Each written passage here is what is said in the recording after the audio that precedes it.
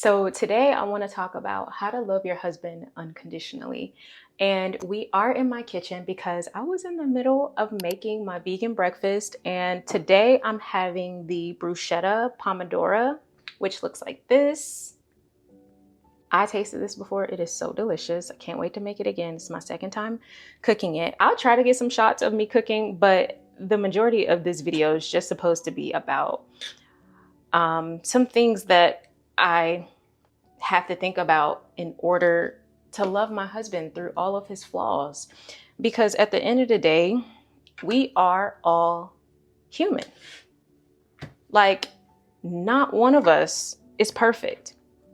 And when we get married, it may be many times in your relationship with your man where he gets on your last nerve. And I've been there and I'm there.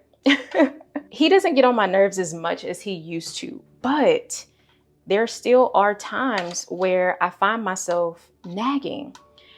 And I will say, what has helped me a lot lately to remind myself not to nag, because we did talk about this on my first Proverbs 31 video, how we're not supposed to be nagging our husband, because who wants to be in a house with someone who is making everything so difficult, right? Well, I never really talked about how not to nag him. One of the things that I do is, and it's really just a mindset thing, to be honest, it's really just a mindset change. The major reason that I'm able to stop myself in the season, or not the season, but the attitude of wanting to nag about every little thing is thinking about, I don't know if you've seen that movie Premonition. I saw this movie years ago, but she gets a knock at her door and it's a police officer. And he tells her that her husband died in a car wreck. And the way that you see her face, you can tell her heart just dropped. And I was like thinking about that a lot recently, actually. Whenever I'm having these moments where I feel like my husband is getting on my last nerve, I have a vision of me not seeing him when he comes home, of somebody calling me or coming to my door saying that he's gone. And so I asked myself, whatever I'm getting ready to nag about, is it really that important? Is it really more important than not having him? Like, with that being a possibility, can I just choose to love him anyway right now? I've been feeling that strongly lately, of just being so grateful. I had this one moment, I want to say 2 weeks ago, and my husband came home late from work. He's a project manager for telecommunications, and it is a lot of work. I mean, the man barely sleeps because he always has work on his mind. And so there are some days where he has to get more sites completed and more quotes.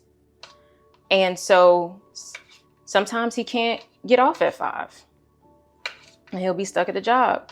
And it was raining one night. I want to say this was last week. It was either last week or the week before last. But although I was having a meltdown because the kids just were doing the most, you know, I have 3 kids and my youngest is just getting ready to turn 4 tomorrow. He usually helps me out with the kids when he comes home and gets everybody in the bed. But this particular night, he had to work late and we were on the phone and stuff. But once we got off the phone, I just had this change of heart. I was frustrated at first because I'm like, babe, you know, I need your help. I'm in pain. Like, I really need you to get off.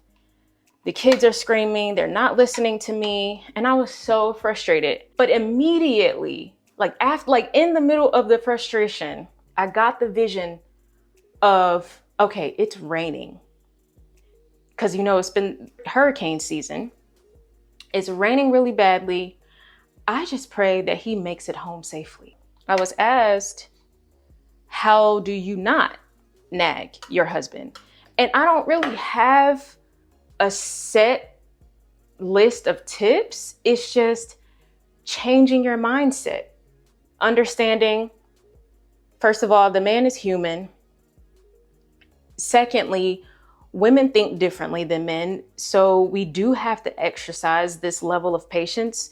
And thirdly, asking yourself, is it that serious? Would I be able to take the pain of my husband not being here, of me not seeing him later on today? No. So when you think about, oh my gosh, like I could be a widow. I could become a widow just like that. And I would beat myself up about the last conversation we had of me nagging him about something that wasn't important. So I watched Grey's Anatomy. Grey's Anatomy is my favorite show. And there was this episode, where Dr. Grey loses her husband. She loses Derek. And then I think it was Bailey and her husband arguing in one of the scenes. I'm gonna try to find it and clip it here. And you yell and argue and fight. And you both should be thrilled to be able to do those things. I would give anything to be able to do those things. And none of those things are reason enough to not be with the person that you love.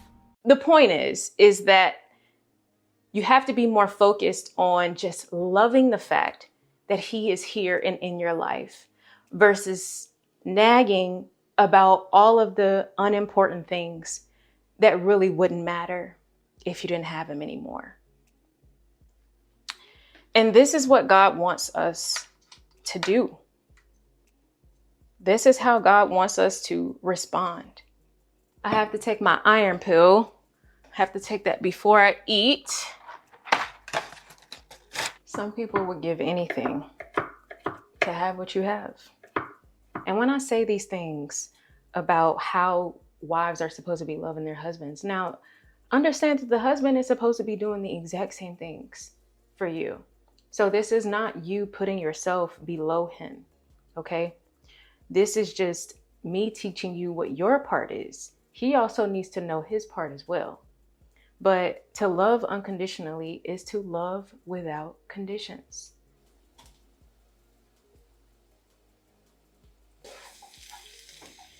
I just realized I forgot to put on my apron.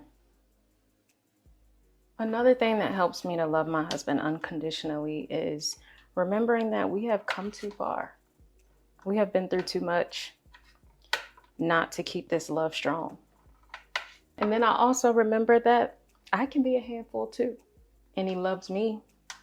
I always compliment him. We compliment each other every single day. Little things like that will go a long way. See, I'm so happy I put on this apron because I already got a little tomato spot and that would have been straight on my shirt. All right, what am I supposed to do next? Okay. And then I always make time for him. I put him as the center.